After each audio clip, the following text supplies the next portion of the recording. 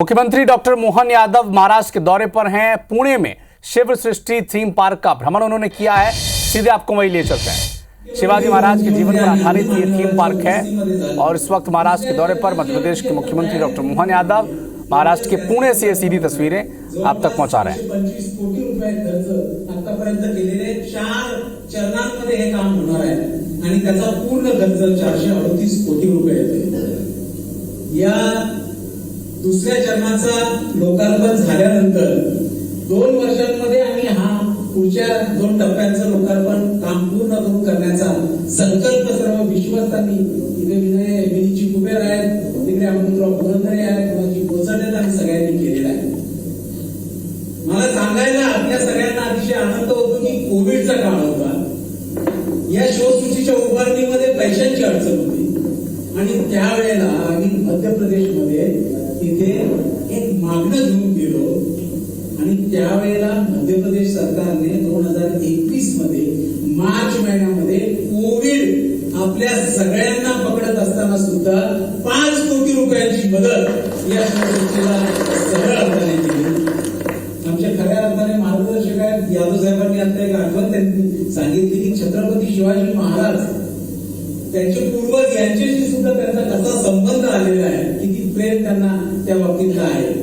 मी फार वेळ आपला घेणार नाही सर, मी आपल्याला विनंती करतो की आपण 2 शब्द बोलावे, संबोधित करावं, आम्हाला आशीर्वाद द्यावे। धन्यवाद।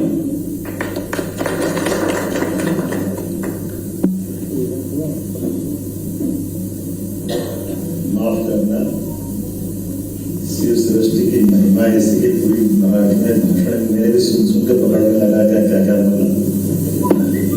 मेरे को पूरी मराठी तो नहीं आती है, लेकिन सुन के समझ जरूर गया कि क्या बोला आपने।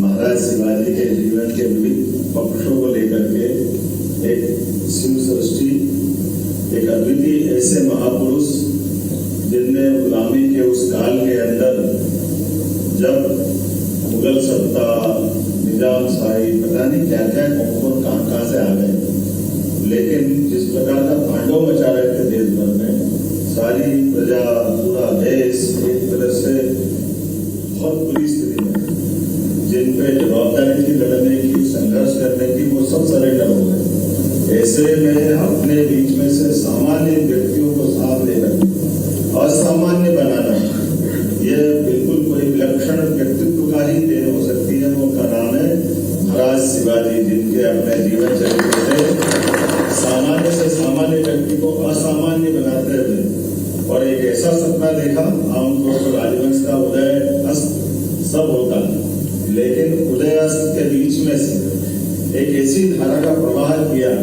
जिसके बलबूते पर उनके बाद में जिस प्रचंड वेग से महाराज शिवाजी ने अपने विचार का प्रवाह गंगा की निर्मल धारा की तरह प्रवाहमान बनाया, ये बात के में हम सब देखते हैं काल के प्रवाह में।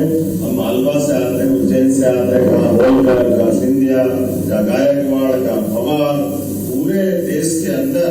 और मैं तो इसको बिना संकोच कहूंगा 1947 में देश भले आजाद हुआ, लेकिन सच्चे अर्थों में जब महाजी का शासन था उज्जैन में, महाराज महाजी माधवराव फर्स्ट ने उज्जैन के महाकाल का जीर्णोद्धार करके आनंद जो दिया, सभी मंदिरों का स्कंद पुराण के अवंती खंड के हिसाब से एक देवस्थान को, तो हमको लगा कि हमारा अपना मालवा तो पहले ही से आबाद था और उसमें अहिल्या माता जिनके कारण से आज आया हूँ, अहिल्या माता ने पूरे देश में जो शिवाजी ने सपना देखा, हमारी भवानी माता का जो आशीर्वाद मिला है कि आज अहिल्या माता के बनाए मंदिर में ही पूजा करना पड़ती है। बनारस में हमको आनंद के साथ ये बाबा विश्वनाथ का धाम आज जगमगा रहा है, और वो नहीं पूरे देश के अंदर सभी तीर्थ होगा। इसके मूल जड़ में जाए तो वापस शिवाजी पे आना पड़ता है। अहिल्या माता हो, चाहे महाराज सिंधिया हो, होलकर हो, पूरे देश के अंदर काल के प्रभाव में परमात्मा ने हमको यश भी दिया। आज आजादी के इस दौर में यशस्वी प्रधानमंत्री श्रीमान नरेंद्र मोदी जी के नेतृत्व, जिस प्रकार से जो उदात्त भाव महाराज शिवाजी का, आज नरेंद्र मोदी जी उस आशा अपेक्षा के साथ आगे बढ़ रहे हैं। हमें इस बात की प्रसन्नता जब वो नौसेना के लिए नया ध्वज आजादी के बाद तुरंत होना चाहिए, लेकिन आजादी के बाद पहली बार नौसेना का ध्वज आता है और महाराज शिवाजी याद आ जाते हैं, हमारा सवाल। और एक नहीं, ऐसी कई सारी 300 कलाकृतियों को लेकर